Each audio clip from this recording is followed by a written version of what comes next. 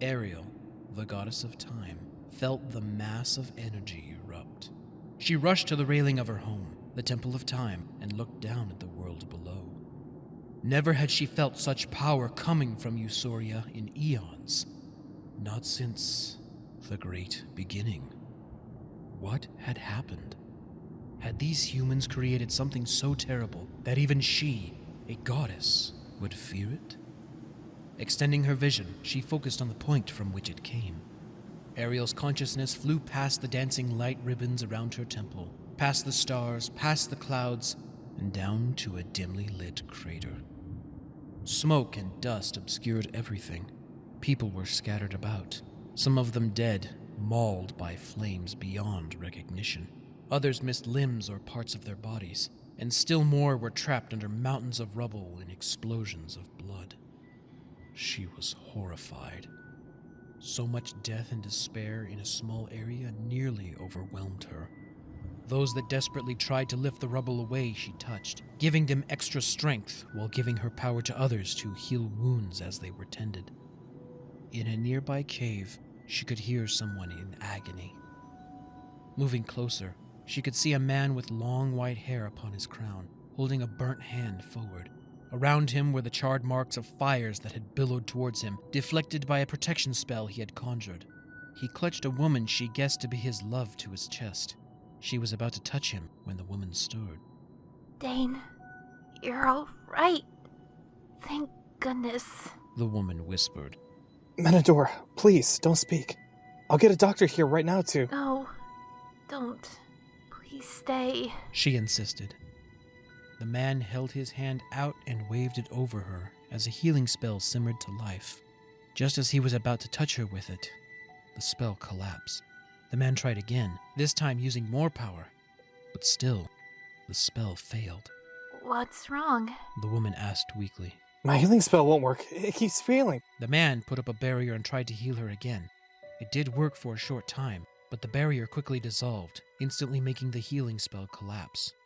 A realization came across his face as he found what Ariel already knew. She was going to die, and there was nothing that could be done to stop it. Something was surrounding them, causing Dane's magic to fail instantly.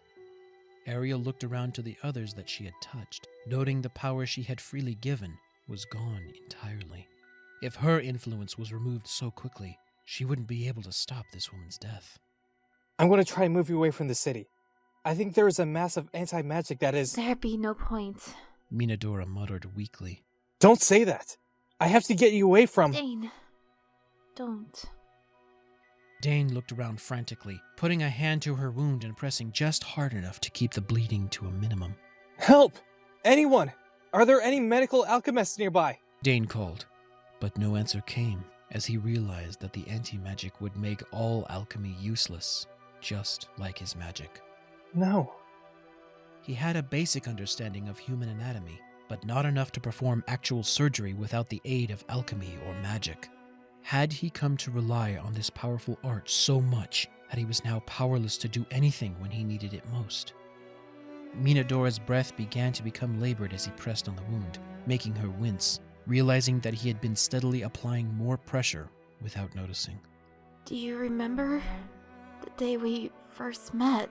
Menodora asked quietly, reaching for his hand, which he took in earnest. Yes.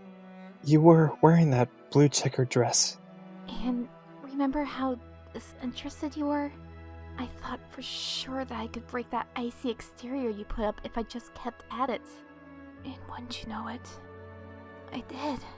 Menodora coughed, blood spilling onto her cheeks. Stop talking. You'll be fine. Just stay awake. Menodora gripped Dane's hand with what little strength she had left in them. We both know that's a lie, Dane. No, it's not. Just stay with me. I'll find a doctor to get you all healed. Dane moved to set her down when Menodora gripped his hand, her eyes welling with tears. Please, just stay here. I'm scared. Dane gripped her hand as hard as he dared, setting her down on the rocks and leaning over her to hear every last one of her breaths. Ariel felt tears sting her eyes, reaching out her hand and slowing time around them to almost a standstill. She wanted their last few moments to last as long as possible, though the anti-magic, as it was called, made it challenging to do so. Even with her help, the end came all too soon. Menodora's breath steadily came in lighter and shallower wheezes. Ariel thought of helping since this woman obviously meant a great deal to Dane, but she would have to use a substantial amount of power to overcome the anti-magic in the air, and Menodora's life force, weak as it was, would not withstand her power. Dane, are you there? Dane? I can't see you. Menodora asked in quiet desperation, waving her hand after Dane had let it go to balance himself. I'm here, Menodora. Right here. I'm not going anywhere. He whispered, softly kissing her lips and taking her hand once again. Menodora grinned, turning her head to where she guessed Dane was sitting. Don't let the light we created die with me. Promise me. Menodora, Promise me. Please. Dane stared for a long while into her pleading, empty eyes, once so full of bright life. But before he could give an answer, she gasped her last few breaths before falling still. Menodora? Menodora! No, not yet. Please, Menodora, say something! He begged. Flashes of her smiling face whipped through his mind as a mocking reminder. His light was gone. His light was gone, and it was all that man's fault. After tenderly setting Menodora down, Dane stumbled over to him and hauled him from the ground. Half the man's face had been burned away, bleeding profusely. Wrath surging through his entire being, Dane shook him violently. Why? Why did you take Menodora away from me? Why? Why are you alive and she is gone? Tell me! But the man only wheezed and chuckled, unable to say anything as he was continuously shaken. Dane threw the man to the ground, holding his hand back where a swirl of flames came roaring to life. Ariel went to him, setting a hand on his shoulder and telling him to stop. Moments crawled by as he dissipated the flame. Dropping his hands and looking down at them, seeing Menodora's blood covering them, he began to shake, sob, and laugh all at the same time as great heaves of sorrow racked his body. Ariel put her arms around him as he curled to the ground and sobbed. Ariel only wanted to comfort this man in any way that she could in his time of immense pain.